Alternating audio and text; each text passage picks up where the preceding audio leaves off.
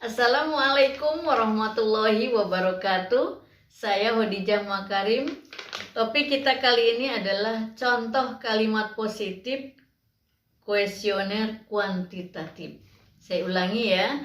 Topik kita kali ini adalah contoh kalimat positif kuesioner kuantitatif. Nah, topik ini saya sampaikan kepada teman-teman karena seringkali mahasiswa menuliskan item pernyataan pada kuesioner itu dicampur, ada yang negatif, ada yang positif. Tapi pada saat mengolah data lupa bahwa yang negatif dengan yang positif nilainya itu bertolak belakang gitu ya. Jadi kalau yang positif yang bagus nilainya 5 gitu. Tapi kalau yang negatif kemudian pernyataannya yang kemudian posisinya, maksud saya ya, misalnya pilihannya ada 5 A, B, C, D, E misalnya ya, yang pilih A dengan E itu kan nilainya berbeda. Jadi kalau mau campur positif dan negatif, teman-teman harus ingat nomor berapa yang positif, nomor berapa yang negatif ya, supaya nanti pada saat entry data nilainya tahu gitu, jangan disamakan. Nah, pilihan yang mudah adalah semuanya aja dipositifkan sehingga tidak usah menseleksi mana yang nilainya 5, 4, 3, 2, 1. Ya udah polanya sama. Kalau positif semua positif. Jadi nanti pada entry data tidak lagi tertukar gitu. Ya, jadi silakan mau yang mana ya. Tapi pada kesempatan ini saya akan contohkan kalimat yang positif ya, khusus untuk kuesioner kuantitatif tertutup ya. Baik teman-teman sekalian, dalam membuat daftar pernyataan, ini bukan pertanyaan ya, daftar pernyataan atau item kuesioner itu ada yang dua tadi, ada yang positif, ada yang negatif. Jadi mau campur boleh, mau positif saja boleh.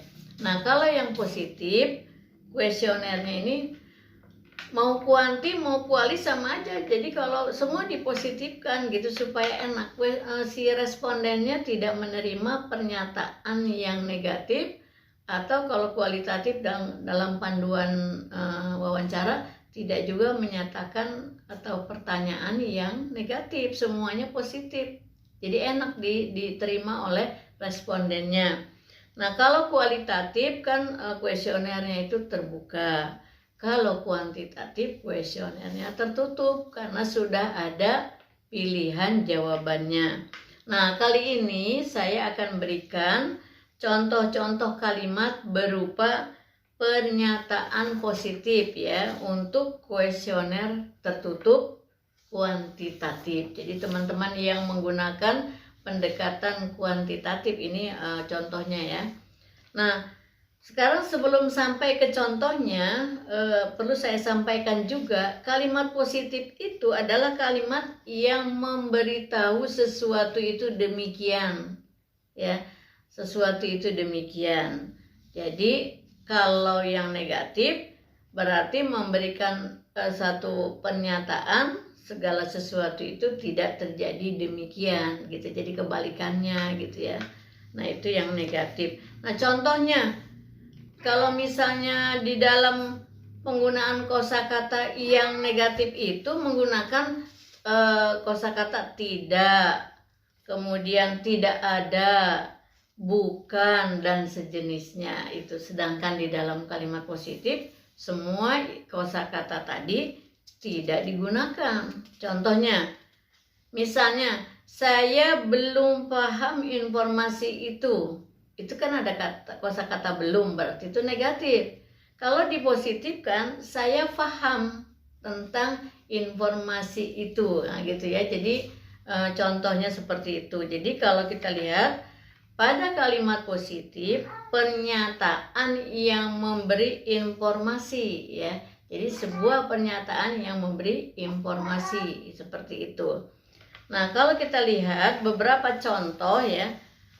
Nah, saya ambil misalnya katakanlah misalnya saya masih menggunakan media sosial supaya semua teman-teman mahasiswa memahaminya, ya kan semuanya menggunakan media sosial ya dalam aktivitas kehidupan sehari-hari supaya gampang aja. Kalau contohnya sesuai dengan program studi nanti agak sulit.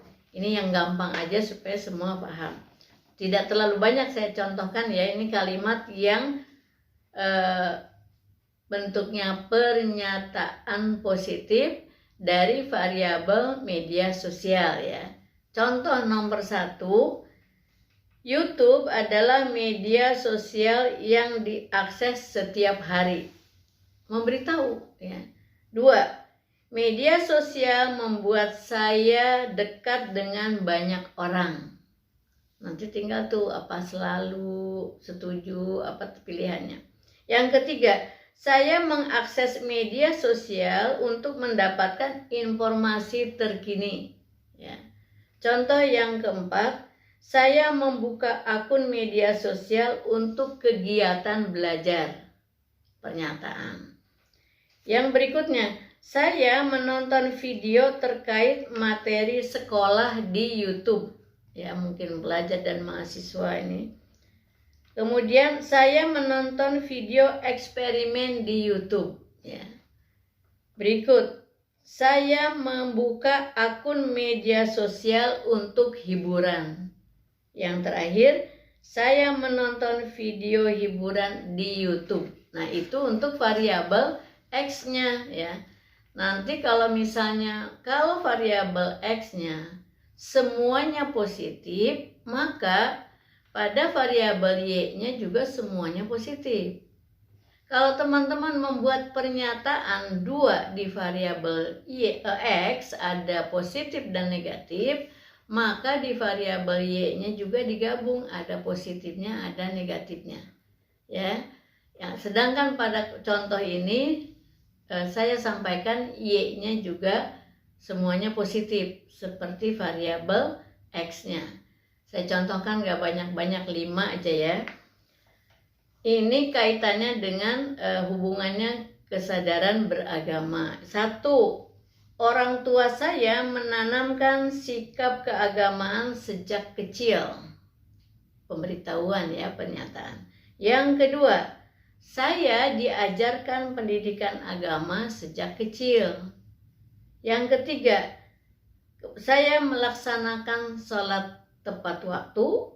Dan yang keempat, merasa tenang jika sudah melaksanakan sholat wajib. Dan yang terakhir, saya melaksanakan ibadah dalam kesadaran diri sendiri, ya, bukan paksaan. Nah, kalau ini dirubah menjadi negatif, contohnya begini. Orang tua saya tidak menanamkan sikap keagamaan sejak kecil, gitu ya. Kalau yang nomor 2 atau nomor 2 ya, saya tidak diajarkan gitu ya. Jadi ada kosakata yang masuk di dalam pernyataan tadi, apakah tidak atau tidak ada, belum pernah, ya, itu semua menunjukkan pernyataan yang negatif. Nah, begitu teman-teman sekalian. Jadi kalau kita lihat di dalam pengukuran variabel kuantitatif itu lebih baik menggunakan kuesioner tertutup. Kelebihannya adalah mendapatkan kemudahan dalam entry data. Kalau kuesionernya terbuka sedangkan penelitiannya kuantitatif, nanti pengolahan datanya agak sulit ya, lebih baik tertutup.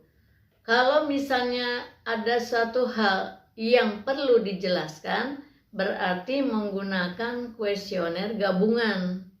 Jadi setelah ada pernyataan tertutup, lalu di bawahnya diberikan keleluasaan bagi responden memberikan penjelasan kenapa dia pilih pernyataan tersebut. Misalnya kalau ada 5, sangat setuju, kadang-kadang setuju, kadang tidak misalnya, atau tidak setuju, sangat tidak setuju misalnya ya. Yang ketiga mungkin netral lah ya. Saya ulangi, sangat setuju, setuju, netral, tidak setuju, sangat tidak setuju. Nah, kalau dia pilih setuju apa sebabnya, kalau netral apa sebabnya, dan seterusnya. Ya, boleh seperti itu. Nah, gunanya kalau ada penjelasan ini bermanfaat untuk memberikan ulasan di bab 4 saat teman-teman memberikan pembahasan ya. Jadi ada keuntungannya juga. Silahkan pilih mana yang memungkinkan. Jadi saya ulangi, kalau ingin mendapatkan ya informasi banyak untuk kegunaan pembahasan di bab 4, maka gunakanlah kuesioner gabungan. Jadi setelah ada pernyataan atau pertanyaan yang tertutup, diberikan kesempatan kepada responden untuk memberikan penjelasan kenapa responden memilih alternatif jawaban tertentu. Nah, itu gunanya bagi mahasiswa nanti sangat berguna untuk membahas hasil penelitiannya di bab 4 ya, hasil analisanya di bab 4. Demikian, mudah-mudahan bermanfaat. Assalamualaikum warahmatullahi wabarakatuh.